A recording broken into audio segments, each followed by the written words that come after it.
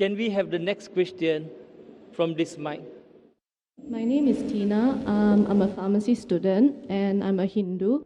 Dr. Zakir, I just want to ask, you're from India. I'm not so sure whether you're familiar with this practice among Indians, regarding this leaf that you go and consult someone. And if you manage to find your leaf based on thumbprint and other things like that, your whole life, your name, parents' name, past, future, what's going to happen is all written in that leaf. I don't know whether this is a practice of Hinduism or is something made by the temples or people. And if so, if everything is already written, how is it comparing Hinduism or maybe this practice with Islam, fate and free will? Thank you.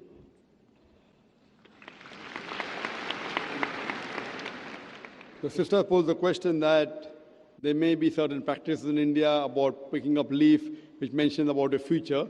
There are different types of practices. It may not be part of the scripture, but there are different types, mainly talking about the future. Jyotish, go to Jyotish, to a fortune teller. Go to a fortune teller, different types. You see on the streets, there are many cards kept, and a parrot goes and picks up a card, and then they read, and that talks about the future. You go to a machine, put your date of birth, and the machine tells you something. Now, based on this, you go, it's very common, and people make a fast buck out of it. I'll first tell you about it. There was a psychologist in States who taught a class of 100 students, and at the end of a week, he said, I will tell you about your past to each student. And he wrote to each student separately. He gave them a chit. He said, don't open. You open together, and after you open, you tell me how accurate was I in my talking about your past. So all the students opened, and 95% of the students, they said that the professor was more than 90% correct. 5% said that he was 80% correct. The key to it was the professor wrote the same thing for everyone. For example, you go to a machine and give a birth date, and the machine will tell you something bad is going to happen in the next 10 days. Even if 100 good things happen, something bad will happen. The next person, the machine will say that something good is going to happen.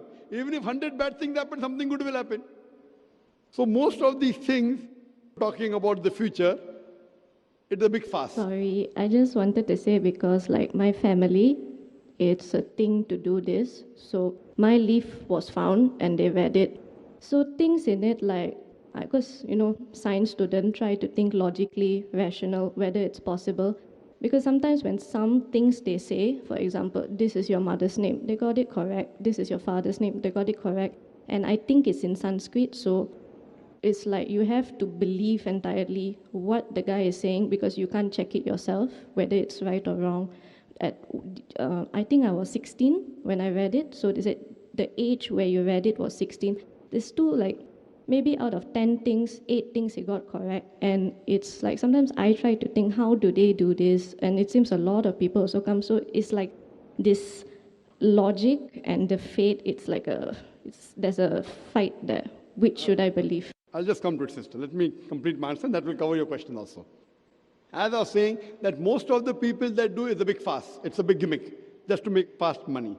What Quran says, which I mentioned in my talk, Surah Ma'idah, chapter 5, verse number 90, Ya alladhina amanu, O you believe in namal khamru or maisuru, most certainly intoxicating and gambling. Wal ansabu wal azlamu, dedication of stone, divination of arrows, rishtu min amali shaitan. These are Satan's handiwork. Fashtanibu lakum tuflihun. Abstain from the handiwork that you may prosper. Here Quran says alcohol, gambling, fortune telling, and dedication of stone. Fortune telling is same. These are Satan's handiwork. Abstain from it that you may prosper. Quran does not say that no one can predict the future. See, many Muslims don't realize what the Quran says. Alcohol, gambling, fortune telling, dedication of stones. These are Satan's handiwork. Abstain from it. Quran does not say no one can predict the future. But most of the people who predict the future, they are just doing a gimmick to make fast money out of it. Based on the Quran and the Hadith, we come to know that there are Hadith of the Prophet Muhammad ﷺ, that there are jinns who listen and they pass on the message to certain people. We as Muslims should not be involved in it. It is prohibited. But that does not mean no one can predict the future. Most of the people who claim are all wrong. But there may be certain human beings who can predict the future. But we as human beings should not indulge in it, whether it's right or wrong. It will be bad for us. So based on this, the Quran says you should not indulge in it. Quran does not say you cannot. There are many people who talk about palm reading. And there are times when some people are 50% correct, some people are 70% correct. If you put heads or tails, 50% will be right, sister. Heads or tails, 50% will be right. So some people do it just by chance. There may be few, maybe a very small percentage who may have the art of knowing about the past. That is mentioned in the Hadith of Prophet ﷺ. But we as Muslims should not indulge in it. We should not indulge in black magic. We should not indulge in fortune telling. Why? It will cause us harm. So in this context, sister, we as Muslims are not allowed. There may be a very small percentage which may tell quite a major portion of your past or of your future. A very small portion. But we as Muslims are not allowed to indulge in it. That's a commandment, like how we are not allowed to have alcohol, we aren't allowed to gamble. So indulging in it is not good, it is prohibited. The same thing I'll tell you, that as a human being, if you agree that Quran is the word of God, the Quran does not allow a human being to indulge in it. It will be nothing but loss in the long run for you.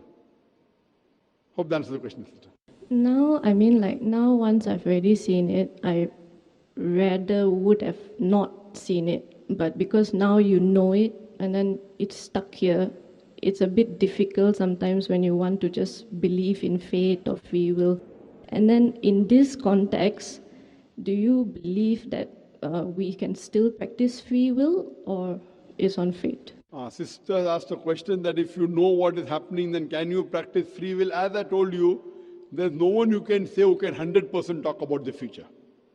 So even if, like you said, out of 10 things, 8 are coming correct.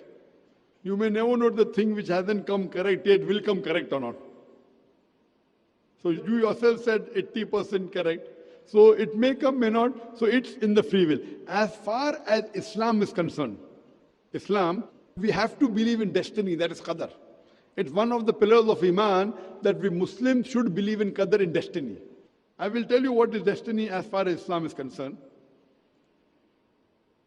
That is clearly mentioned in the Quran that Allah subhanahu wa ta'ala, when a child is born, the fatir is worn on the neck. It's mentioned in the Quran. Everything what you're going to do, Allah knows. But that does not interfere with your free will. Allah has given a free will.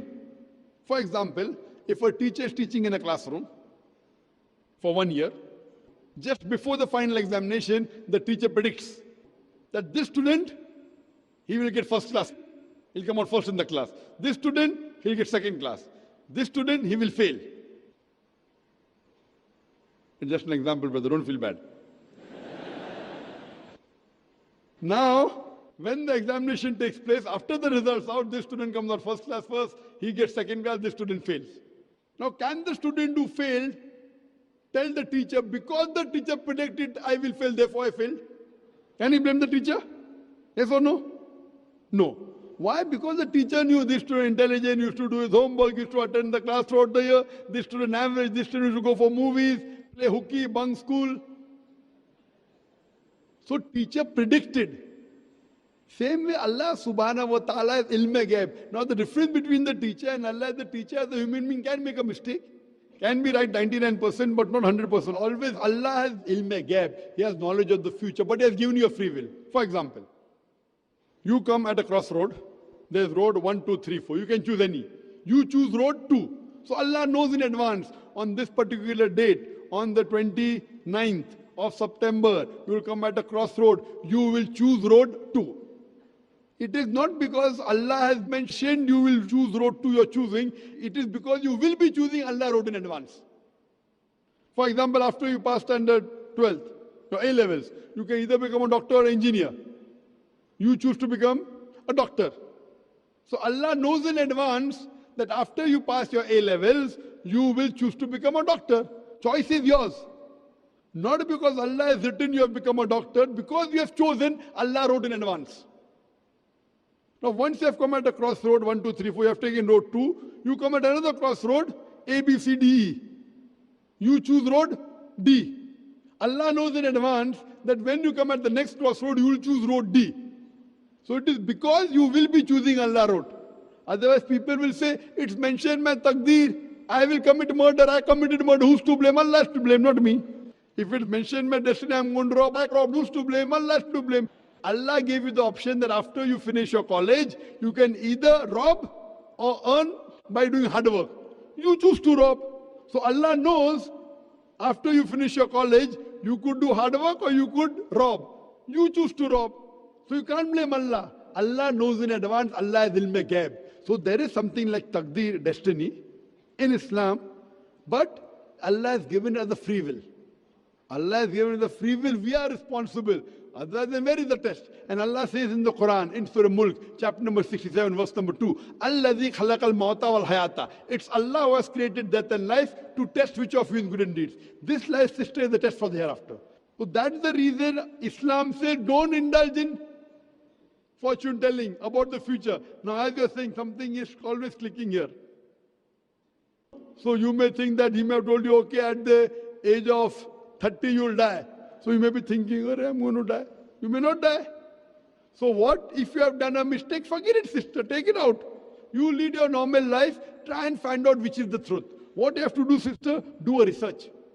Do a research of various religious scriptures. Which is the true scripture that will give you serenity, calmness, peace of mind. Read that scripture, follow it, and forget what the fortune teller has told you. Even if it comes out to be right, no problem. You do what you feel is right based on your research. That how to lead a life. So this Quran, sister, is the last and final guidance given by Almighty God to humanity. It's not meant only for the Muslims or the Arabs or the Malay. It's meant for the whole of humanity. And if you read this book, inshallah, you would get peace of mind. I request the volunteer to gift you a copy of the English translation of the Quran. You read it, inshallah, it will give you peace of mind. Thank you. Hope that answers the question. Or a palm reader, or a horoscope writer, or a TV, sort of psychic or mystic person, or whatever it may be, your prayer would not be accepted for 40 days. And if you believed in them, you would leave Islam. And the Prophet ﷺ indicated that fortune telling is a branch of magic.